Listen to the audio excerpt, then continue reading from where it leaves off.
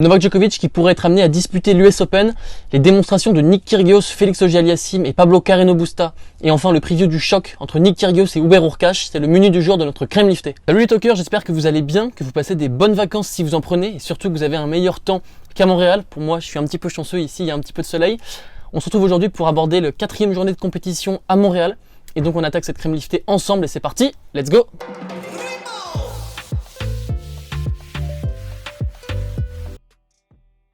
Tout d'abord en entrée, je voulais évoquer le cas de Novak Djokovic qui pourrait être amené à disputer l'US Open. En effet, le gouvernement américain a adopté hier une résolution qui visait à ne pas faire de distinction entre les individus vaccinés et non vaccinés sur le territoire américain, mais ça concernait seulement les Américains et non les étrangers. Donc on va voir si cette résolution ça va s'appliquer également pour les étrangers.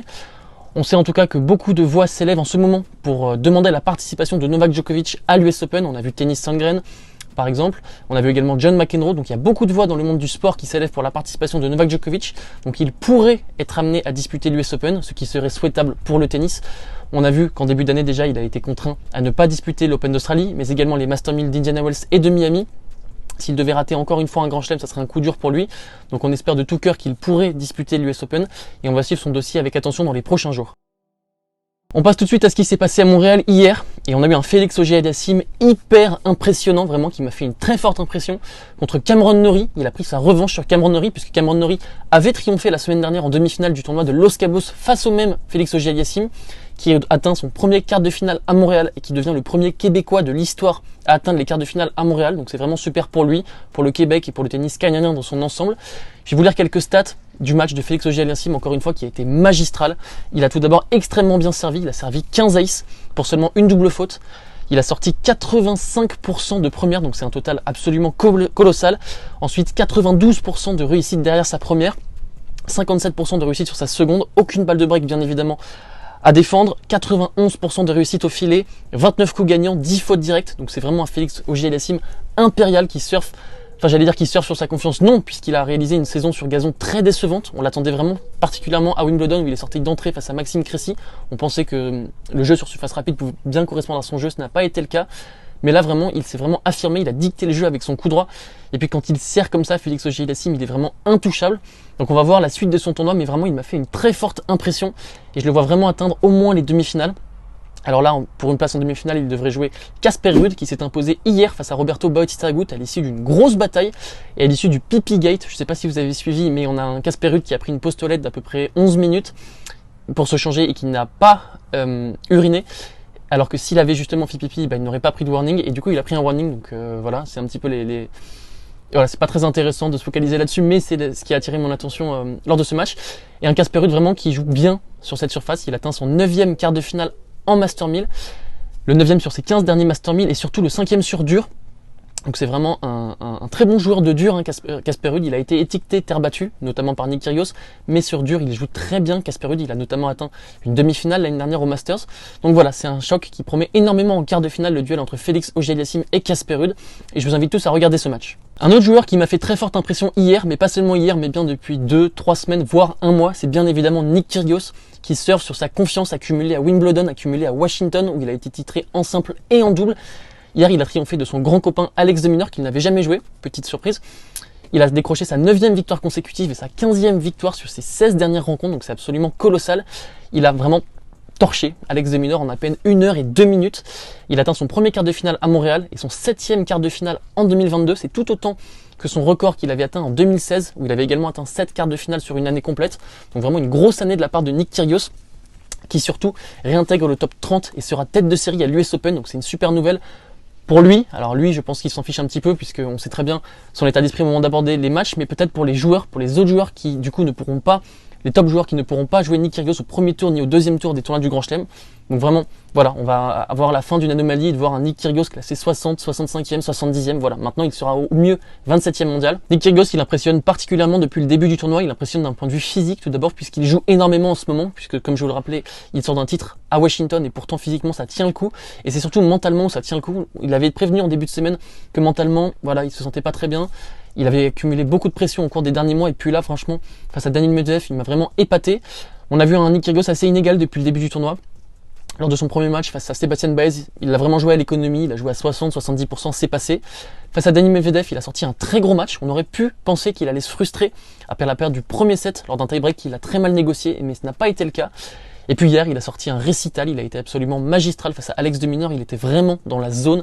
Il nous a montré tout son relâchement, toute sa fluidité, toute sa lecture du jeu, il anticipe très bien. Il s'est vraiment appuyé bien évidemment sur son service. Encore une fois, c'est voilà, pour moi, c'est le meilleur serveur du monde. Et puis il s'appuie énormément en ce moment sur son revers. Je trouve que son revers fait vraiment des merveilles. Je trouve tout d'abord qu'en revers, Nick Kyrgios, il a un relâchement extraordinaire. Il est tellement facile en revers, il peut faire ce qu'il veut avec son revers, il peut le mettre où il veut, en marchant à peine, donc c'est vraiment indécent. Et puis il arrive à accélérer des balles, à faire des revers longs de ligne ou croisés et donner des balles basses.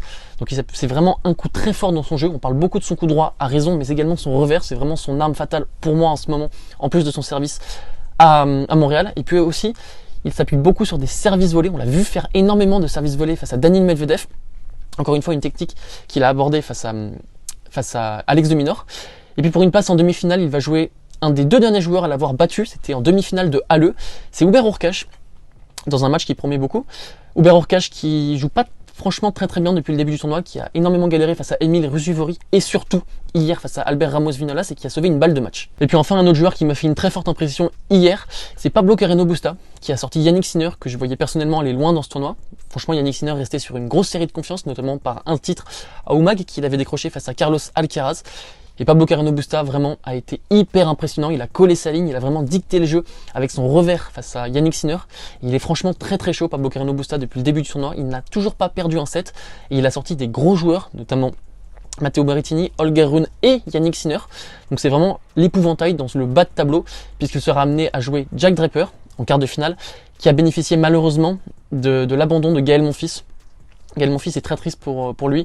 On assistait à des images habituelles malheureusement pour lui. On l'a vu sur un point anodin se blesser et finir en pleurs le match. Alors on sait que Gaël Monfils, c'était son tournoi de reprise. Il n'avait pas disputé de tournoi depuis le tournoi de Madrid en mai. Et il jouait bien en ce tournoi. Il avait sorti notamment Maxime Cressy. Et puis là, on a vu qu'il nous a prévenu sur Instagram qu'il allait rentrer en Europe puisque les premiers résultats de ses examens n'étaient pas très bons. Donc ça promet pas énormément avant l'US Open. Donc on espère vraiment qu'il pourra disputer l'US Open puisqu'il a raté Wimbledon, il a raté également Roland Garros. Et puis également mon fils en début d'année, il jouait très bien. Il avait commencé très fort l'année, marqué par un titre à Adélaïde. Mais également un quart de finale du côté de l'Open Australie qu'il avait perdu en 5 manches face à Matteo Berrettini. Donc voilà, on espère qu'il reviendra plus fort, qu'il reviendra avec un talon en meilleur état, puisque c'est vraiment le talon, son talon d'Achille entre guillemets, depuis 3-4 mois. Donc voilà, on espère vraiment qu'il reviendra en forme. Et puis donc je me suis complètement trempé dans mes quarts de finale pronostiqués, que j'avais pronostiqués dans mon analyse du tirage de Montréal, puisque les quarts de finale que l'on aura se composeront donc d'un duel entre Nick Kyrgios et Hubert Hurkacz, mais également d'un duel entre Casper Ruud et Félix Auger-Aliassime. Et puis dans le bas du tableau, des matchs que je n'avais vraiment pas du tout vu venir, un duel entre Dan Evans qui a sorti Tyler Fritz à l'issue d'un gros match et de Tommy Paul qui a confirmé son exploit face à Carlos Alcaraz, et puis enfin d'un duel entre Pablo Carreno Busta et Jack Draper. Et puis enfin on va aborder rapidement le duel qui aura lieu dans un peu plus de 2 heures, qui ouvrira les quarts de finale entre Nick Kyrgios et Hubert Hurkacz, un match qui promet beaucoup, un très beau match entre deux joueurs en forme, enfin tout du moins pour Nick Kyrgios. Comme je vous le rappelais, il sort sur une série impressionnante, 15 victoires sur ses 16 derniers matchs. Tandis qu'Hubert Hurkacz c'est un petit peu plus compliqué, il était sorti d'entrée à Washington, mais également à Wimbledon. En ce moment, il ne joue pas très bien face à Emil Rusuvori, ça a été compliqué, et puis surtout, il a sauvé une balle de match hier face à Albert Ramos Vinolas. Alors après, Hubert Hurkacz pourra s'appuyer sur sa demi-finale du côté de Halle où il avait battu Nick Kyrgios qui s'était beaucoup frustré. Mais justement, depuis ce match et depuis Wimbledon, je trouve que Nick Kyrgios a passé un cap au niveau du mental. On l'a vu face à Daniil Medvedev où il ne s'est pas frustré à la perte du premier set. Et voilà, je vais aller sur Nick Kyrgios qui m'impressionne énormément d'un point de vue mental, d'un point de vue tactique également. Avec son service, il est toujours aussi impressionnant. Alors après, il y a quand même quelque chose qu'il faut se dire, c'est que pour battre Nick Kyrgios, il faut être un très bon serveur, puisque c'est extrêmement compliqué d'aller breaker Nick Kyrgios. Et Hubert Hurkacz est un excellent serveur.